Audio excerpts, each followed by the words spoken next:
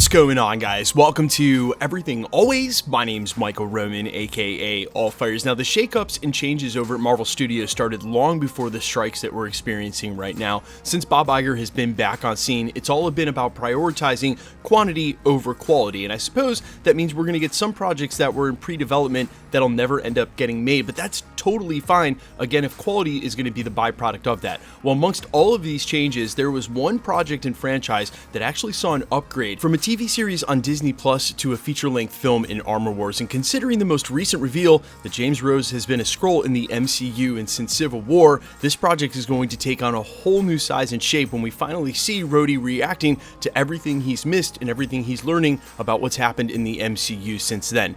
In the meantime, we actually have some major announcements. A director has been listed for this film alongside some writers, and industry insiders have weighed in with who the major villain is going to be, alongside a cameo coming all the way back from the earliest days of the Infinity Saga, one of my favorite characters from the Iron Man franchise. We're breaking down all the latest news for Armor Wars, the directors, writers, villain, and cameos. Then I'm going to speculate just a little bit based on the villain what the plot of this film might actually end up being. But first, if you could grab the subscribe button. We do daily Marvel content at the channel, and that's all we do. Everything from official Easter egg breakdowns, trailers, and reviews to the occasional industry insider report and everything in between. So if that sort of thing's for you, hit the subscribe button, leave a comment down below. That will automatically enter you to win our ongoing PS5 giveaway. The next one is right around the corner. Again, all you got to do, be a sub, leave a comment on this video if you want, stick around to the end of the video, we get into all the giveaway stuff again there. Okay, so it's been revealed that for right now, the director listed on the project via IMDb and a couple of updates is Damian Marcano. Now, while you always can't trust IMDb to the letter because sometimes things get improperly updated,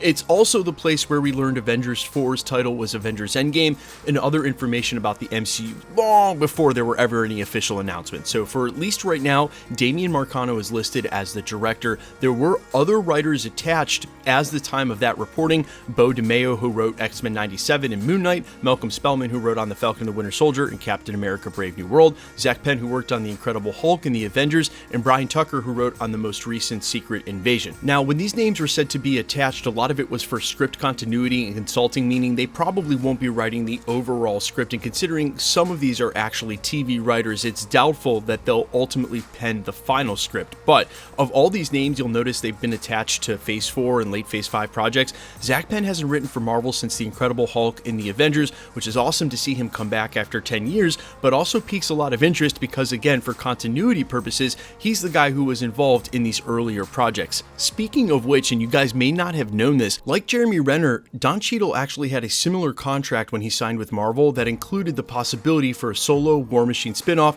that could be a potential feature film. There were discussions about it, and Cheadle actually had a rough idea for what Rhodey would do. He'd go rogue and become a fugitive in order to complete a forbidden and politically volatile mission that he viewed as morally right. Incidentally, that would have aligned him perfectly with where Steve Rogers and Captain America was going into Civil War. They got so far with the project that they actually hired Joe Robert Cole to write the script, but it ended up getting shelved because Shane Black had different ideas for where Rhodey would be as the Iron Patriot in Iron Man 3. Now, Cole would actually go on to work on Black Panther with Ryan Coogler, but the idea of a solo War Machine film has been kicked around for the last 10 years, and I'm glad that they've back-pocketed it, because not only is this the perfect time considering what we're now going to talk about as far as the villain and cameos, but it's the perfect time leading into the end of the Multiverse saga to bring James Rhodes back to prominence, especially after now knowing that we really haven't seen him since Civil War, that he's been a Skrull the entire time. Speaking of which, I think that may have something to do with the plot, but first let's talk about who industry insiders are revealing as the villain, and a cameo that I am so excited about. First up, several industry insider sources have now pointed to La Contessa Valentina Allegra de Fontaine as the main villain for the upcoming Armor Wars, and if that seems not to make any sense, I assure you that it does. Her character showing up the way she did during the end of Falcon and the Winter Soldier was the start of a nice, huge, long through line and arc where she'll play an even more prominent role in upcoming films like, we assume, Brave New World and then eventually The Thunderbolts.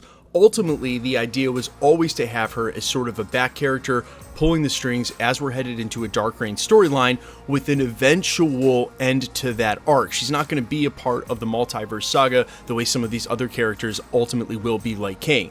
That being said, she is a villain. We've known this the entire time, and I think that she's a Skrull. That's where I think this thing comes full circle, knowing that she may be one of the last Skrull hideouts. We know tons of them took the place of prominent officials in leadership across the government. We also know there's over 1 million of them on Earth. Depending on how Secret Invasion was left off, even though the US has declared war on them, you have to imagine there's still plenty of Skrulls on Earth that want to take over and follow in the footsteps of what Gravik started. That being said, I believe she will be revealed to be a Skrull, and so it'll go beyond whatever role they're playing in trying to clean up Tony Stark's technology or reclaim it. That's actually not the Armor Wars run that people from Marvel were saying. That's called the Stark Wars. Armor Wars was the story from Battleworld in which James Rhodes is actually wielding a hammer. He's that realm's Thor. They're definitely not adapting that.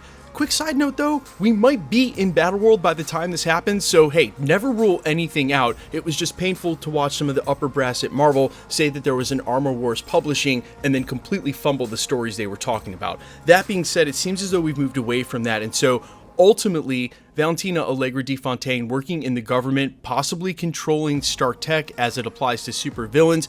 Not only will it be a point of contention for Rhodes to try to clean up Stark technology and get control on that, but if she's revealed to be a Skrull, you can imagine how much personal weight that'll hold with James Rhodes when he finds out that the Skrulls are the reason he missed his best friend's death, among a ton of other things that happened during the snap and the blip. Which, I gotta be honest guys, I really wish they had worked that into the Secret Invasion series so that we could see Don Cheadle acting that out on screen and in the moment instead of knowing that it's coming. He'll have to do it retrospectively on screen when we see him. I wish they could have just had him address that on screen earlier in the series, then have a redemption moment where he gets to square off against the Skrulls, maybe even in that final episode, quote, War Machine story, right? Whatever, we're just gonna forget about Secret Invasion. You guys don't know this, but instead of doing an Easter egg video, or really any videos for that finale, between Wednesday when the finale posted and Saturday, I actually rewrote the entire series as a 2-part special, and if you guys got to see my script for what Secret Invasion would have been, it would have been a lot more hype. It included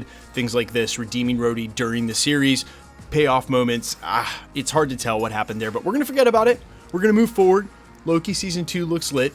In the meantime, speaking of lit, there is at least one cameo rumor I am so excited about and returning from Iron Man 2, and that is Justin Hammer is rumored to be returning. And while he was loosely a villain in Iron Man 2, it's obvious he'll be on Rhodey's side this time. It'll be a redemption arc. And I tell you guys all the time, Iron Man 2 rose from one of the lesser Marvel movies for me to one of the most rewatchable, and honestly now is one of my favorites of all time, and it's due in large part to Sam Rockwell's counterpoint to Robert Downey Jr. I love his character of Justin Hammer, and if I could get my wish for what I see in Armor Wars alongside the Proton Cannon, it would be that. But guys, let me know all your thoughts down below if you ultimately agree with everything I said during this video, especially the fact that Val is probably a Skrull, and that's how this is all going to end up when we finally get to Armor Wars. I am all ears as always. Quickly, let's get into the giveaway stuff before I let you go. Alright, we are still giving away PlayStation 5s here at the channel. The next one is right around the corner with the finale of Loki. If you want to be entered to win, all you have to do, hit the subscribe button, then leave a comment down below, because it's truly random. The more videos you comment on,